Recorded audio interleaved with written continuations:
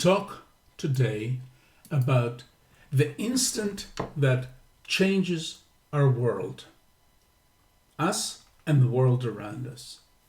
And to start, let's read from Nehemiah chapter 2, verses 1 to 5. And it came to pass in the month of Nisan, in the 20th year of Artaxerxes the king, when wine before him, that I took up the wine and gave it unto the king. Now I had not been before time said in his presence. And the king said unto me, Why is thy countenance sad, seeing thou art not sick? This is nothing else but sorrow of heart. Then I was very sore and afraid. And I said unto the king, Let the king live forever. Why should not my countenance be sad, when the city, the place of my father's sepulchres, lieth in waste, and the gates thereof are consumed with fire? Then the king said unto me, For what does you make a request? So I prayed to the God of heaven, and I said unto the king, If it pleases the king, and if thy servant have found favor in thy sight, that you should send me unto Judea, unto the city of my father's sepulchres, that I may build it.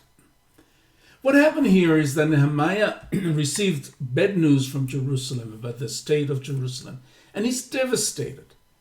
And he's praying and seeking face, and he's before the king doing his job, and the king sees something, and he asks him a question.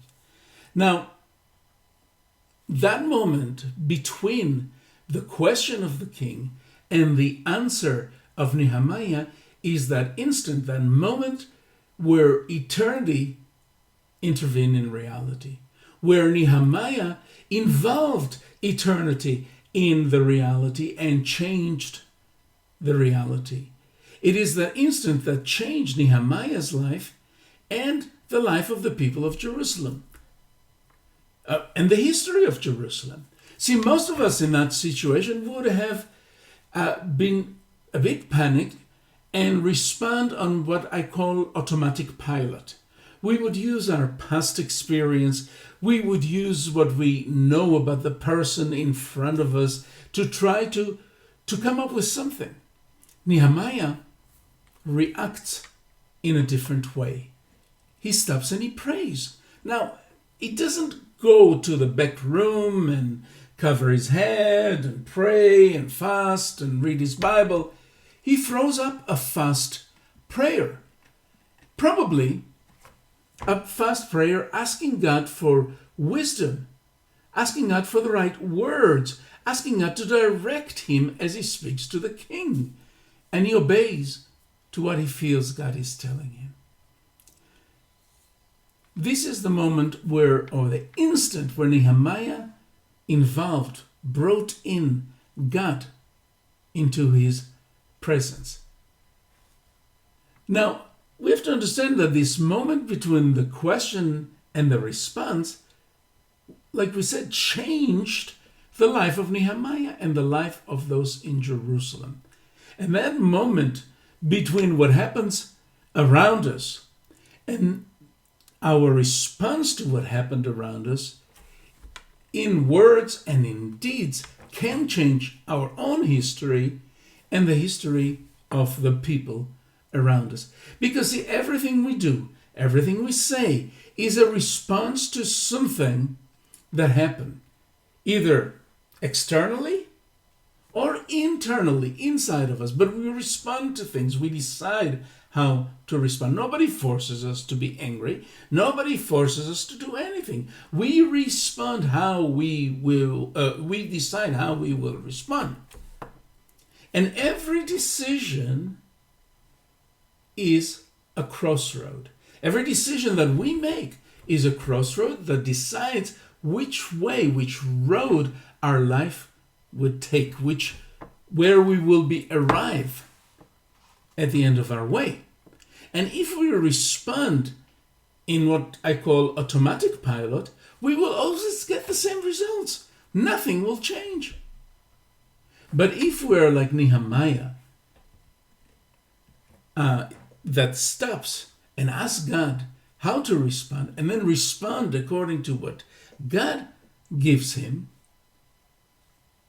we will change our history. We will change the result. We will get new results. The involvement of God in the present is the most important thing that changes our lives. See, the past has passed, and God is forgiving our sins, and the future has not yet been. It is in the present that God is present. And that's why Satan keeps trying to make us look back with regrets and feeling guilty, so we don't see, and we're not present in the presence. Or he tries to make us worry about the future, so again, that we're not present in the presence. It is in the present that God is present.